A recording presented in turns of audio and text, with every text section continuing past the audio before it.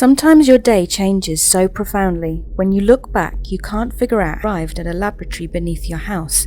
I was taking a shower, getting ready for work. Then as I stretched my left hand to a discolored tile above my head that I never noticed before, the wall in front of me started to move backward. That's the how, but for the life of me I can't decipher the why. Why was there a secret passageway in my shower? I quickly dried off and pulled on a plain white t-shirt, some underwear and jeans. I called for Sarah, my wife. No reply, so I left the bathroom and searched the whole house for her. Her car wasn't in the driveway, so it seemed a logical conclusion that she wasn't in the house. Okay. I went back to the secret passage, this time with shoes, and slowly climbed the stairs with a flashlight pointed in front of me. The steps seemed like they went down forever. When I finally reached the end of them, I came to a large hallway that ended in a fork. There were two people where the corridor branched. They didn't notice me yet, so I quickly switched off the flashlight and used the area next to the entryway as a hiding spot. My wife Sarah was talking to a man. A tall man. Looked slick and European. They didn't seem happy, like they were fighting. I wanted to intervene, but a walkie-talkie crackled nearby. "Your husband?" "He doesn't suspect a thing. Thinks I'm at work." "Good. Nice job, Sarah. You've been hiding this project for months, probably more successfully than I would have, but that doesn't give you a right to disobey orders. I consider Flo an asset, not a liability. She's already killed 3 of my men. She's a liability."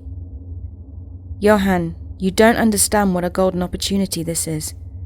An opportunity to annihilate an entire squad of mercenaries.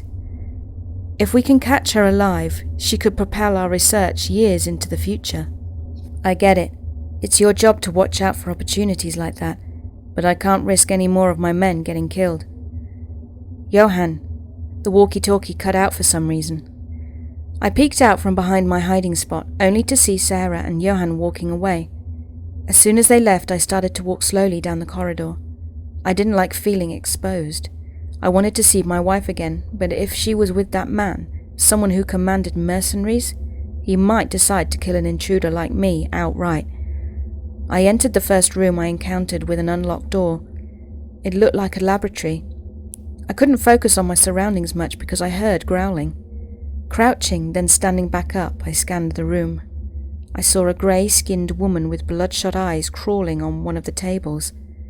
She looked to be older than me, quite a bit older actually, and she seemed like she was hunting.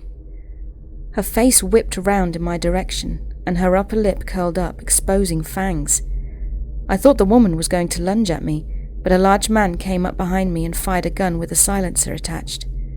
He apparently shot her in the leg because she buckled and fell off the table.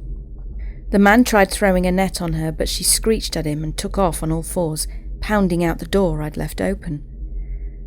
Great. I've been tracking that desiccated woman for the past 3 hours. Almost had her too. "I'm Eric Turner. You don't look like you work in the lab." No, I'm a little confused. I found a secret passage in my shower. I literally have no clue what's going on." Eric laughed, a harsh sound. "You're the husband to that woman, Sarah. You're not supposed to be here. In fact, Johan would kill you if he found out. Lucky for you, he's taking off for the day.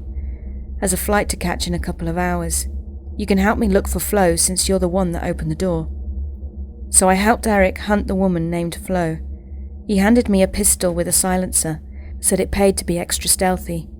They had run-ins with the dead from time to time. Fortunately, they kept them contained inside this underground laboratory. But Flo somehow got loose from the experimentation pens, clearly still inside the laboratory, roaming around and looking for prey, and had already killed 3 men. Almost 4, I thought gloomily. Eric sniffed the air. He claimed you developed a nose for them after a while. Survival mechanism.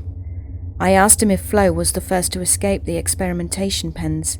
He hesitated, then said yes. One thing I found peculiar was that he seemed to want to capture Flo alive.